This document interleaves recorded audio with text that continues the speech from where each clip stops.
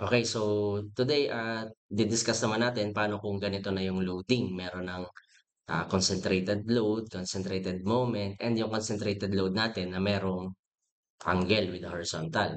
So first of all, same pa din yung process natin. We need to assume the value or the direction of our RA, Y, and RAX.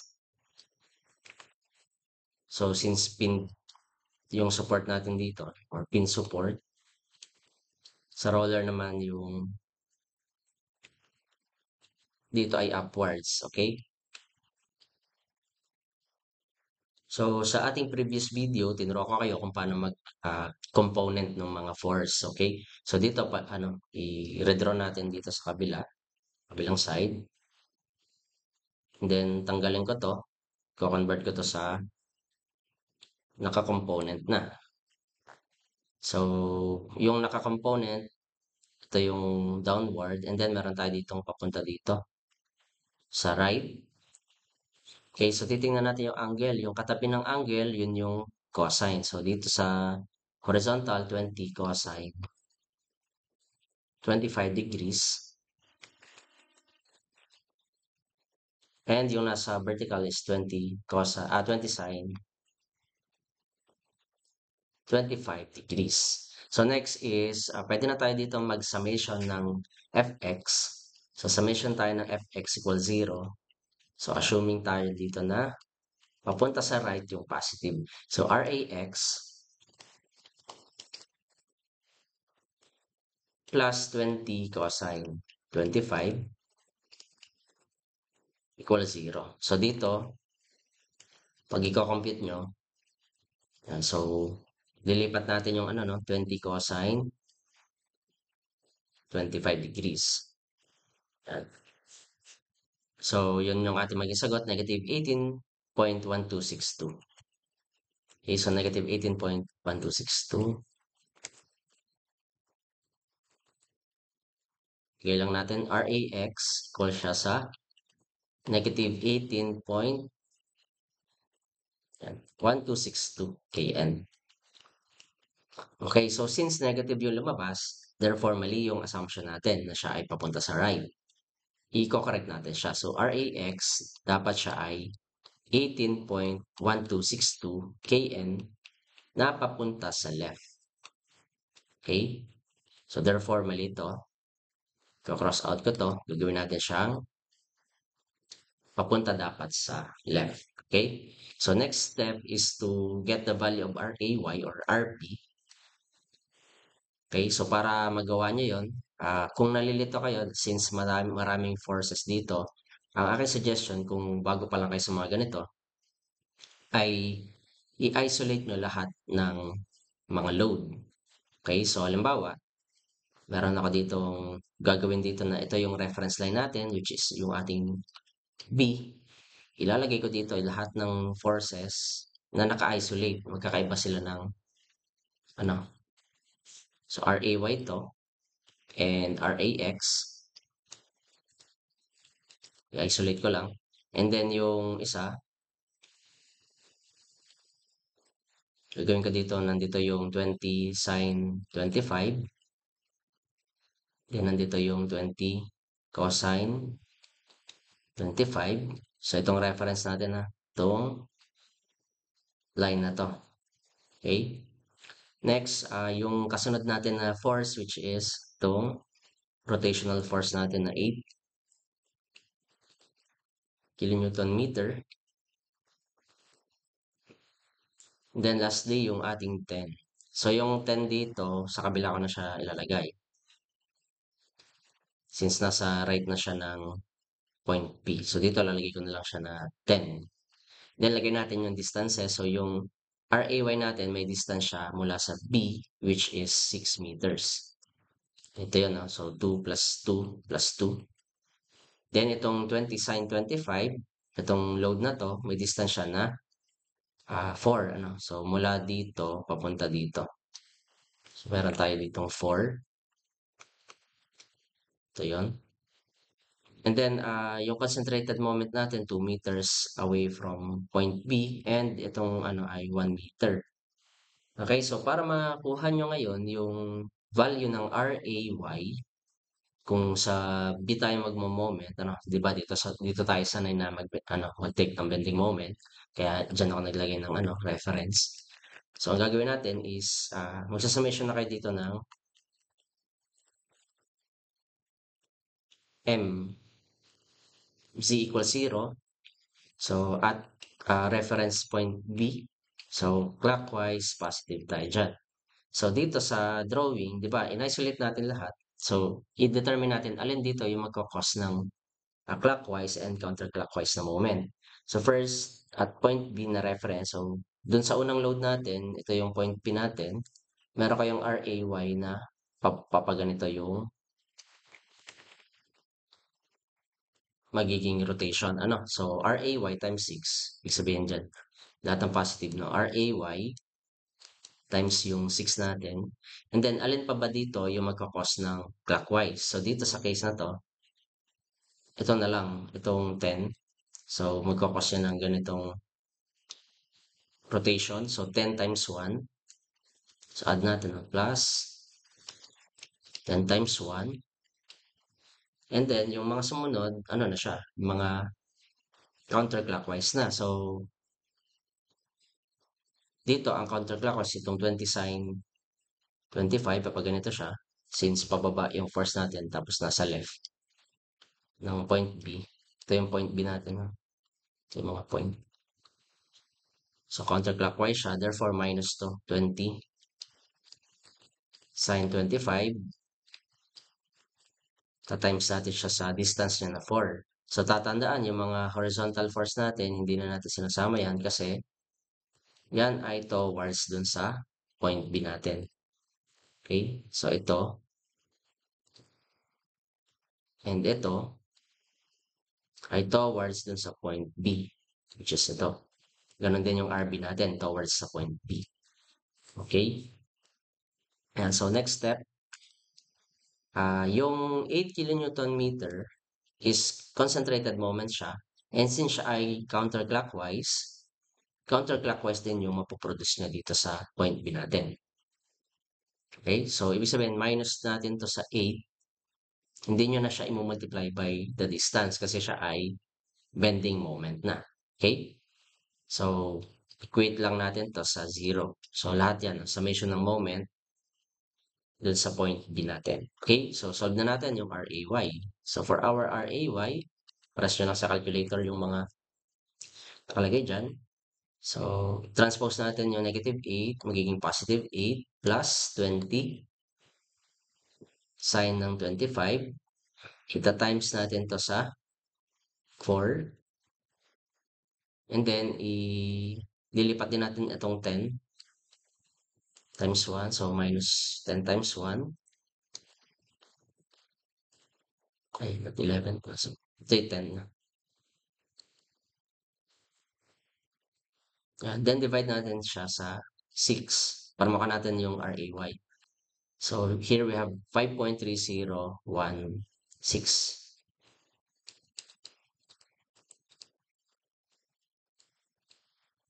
Na ito ay pataas since positive yung lumabas. Okay? Now, next step is to determine yung ating RA. Okay? So, para makuha natin yung RA, tulad lang nung kanina, square root ng RAX squared plus RAY squared. So, here, makuha natin na yung value ng RA. So, square root lang to ng yung value na to. Okay ko lang siya dito na naka-square. Plus yung ating RAY. Kasi ito yung naka-square din.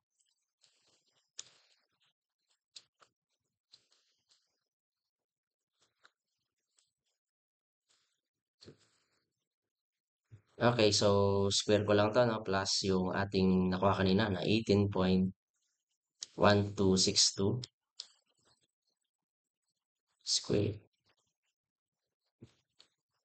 Then, square root ko lang to. Sumakan nyo dito is 18.8856. 8856 km. And now for its direction, so titingnan nyo yung direction dito, tsaka to. So meron tayong upwards and meron tayo dito papunta sa left. Therefore, yung ating resultant ay papunta dito. And ito yung ating angle. Okay? So, pag ginawa natin siya ng diagram, ng right triangle pala. So, ganito yung ating maging drawing. Kumbaga, parang nilipat ko lang to. Parang nilipat ko lang yung arrow dito sa kabila. Dito. Tapos yung angle, same lang. Ano? So, ito yung magiging angle natin dyan.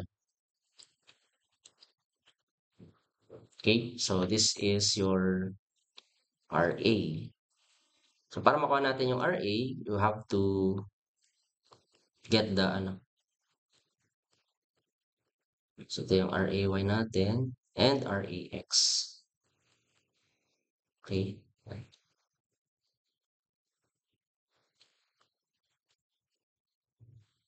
So, for the value of theta, so tangent theta lang to. Equal siya sa RY over RX or RAY over RAX pala.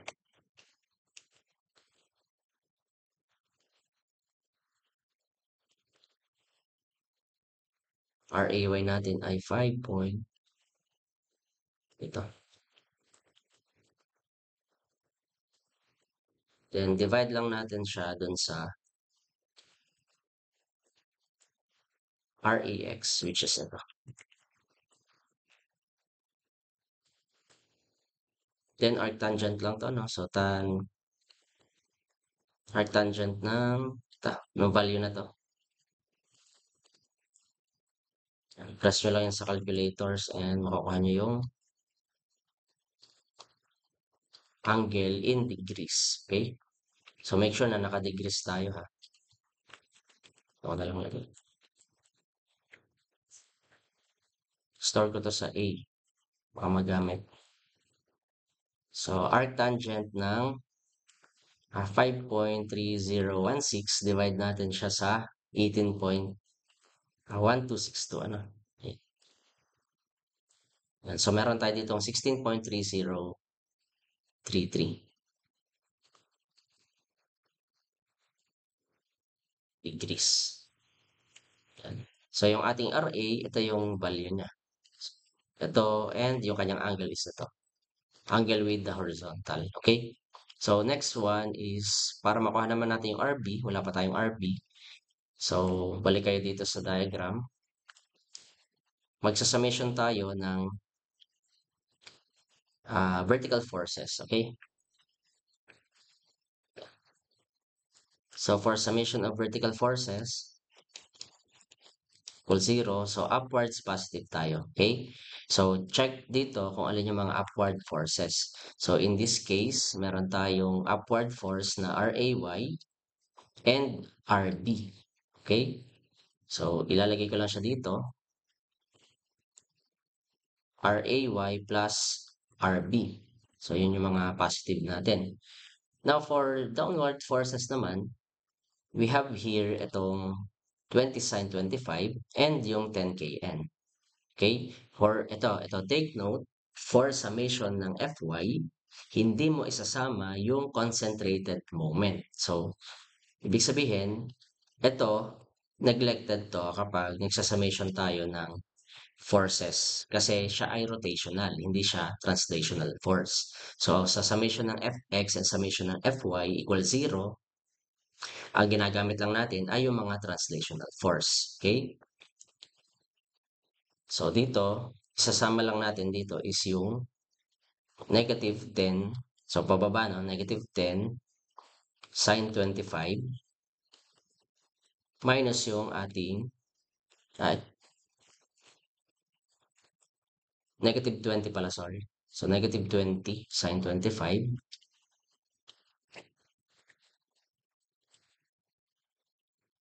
minus yung ating downward force na 10.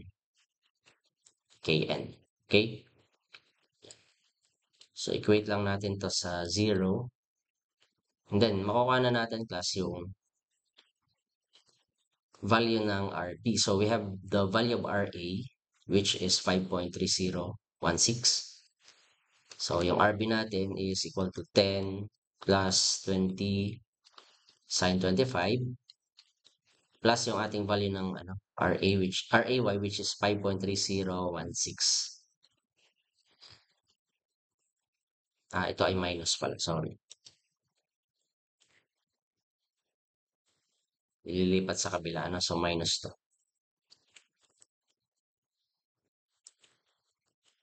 Yan. So 10 plus 20 sine 25 degrees minus 5.3016. Okay, so add natin.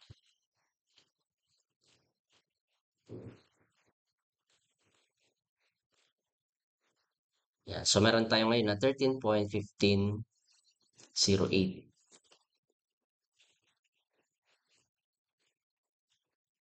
kn, which is upwards, okay? Yeah, so that's how you solve for RB. Yeah, so next naman natin na problem is ito naman, mag-try naman tayo ng cantilever beam. Okay, so pagka ganito guys, same pa din yung setup. Kailangan natin ilagay yung support. Ano yung mga support dito? Support action. So for a fixed support, meron tayong RAY, if this is A and this is B. So meron din tayo dito RAX. So move ko lang to saglit.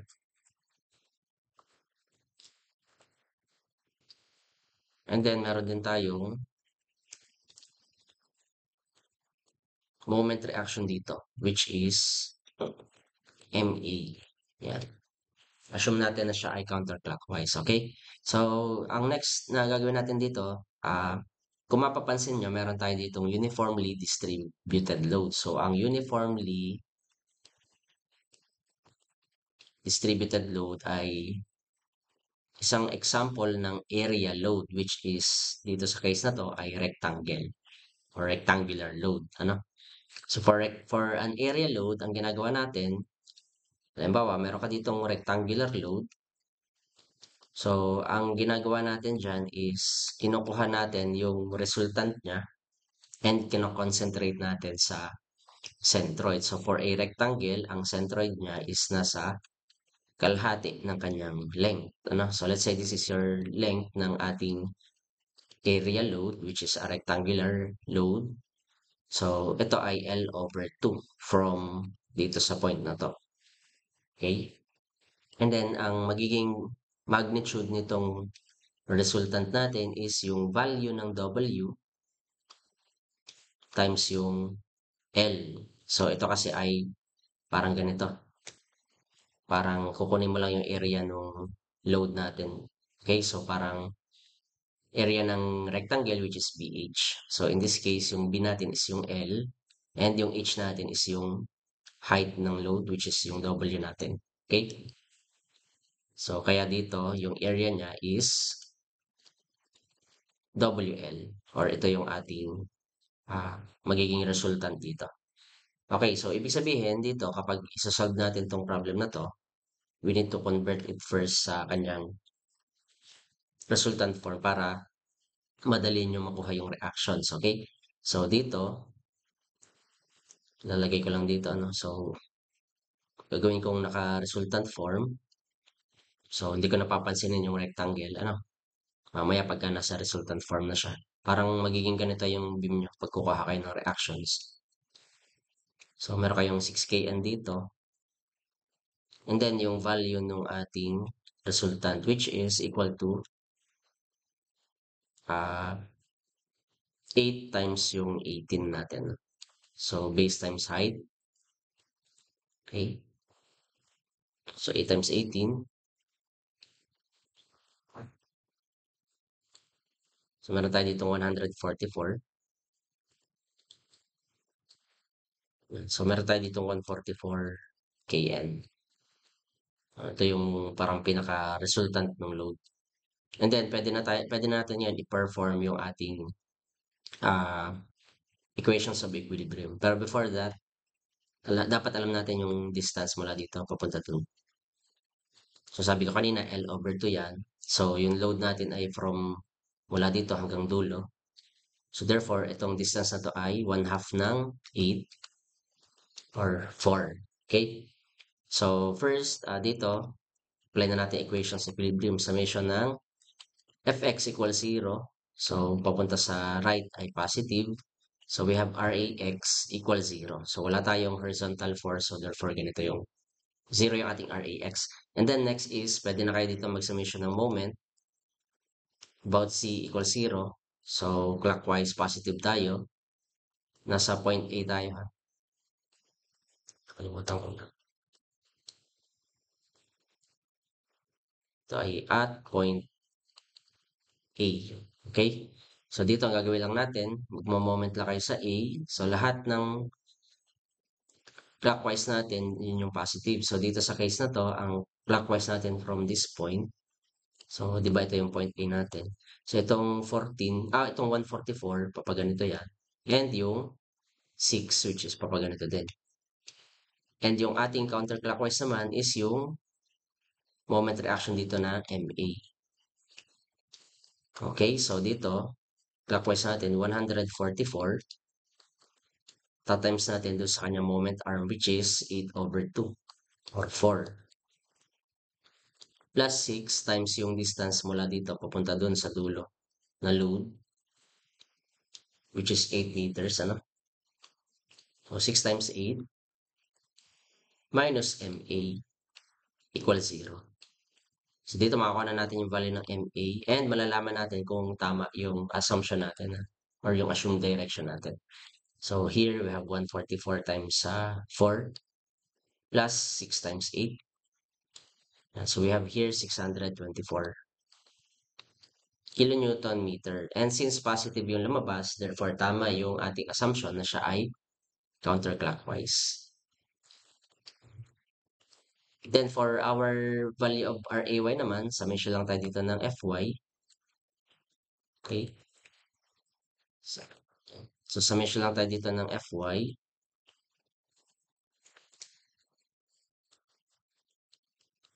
Equals 0. So upwards positive tayo.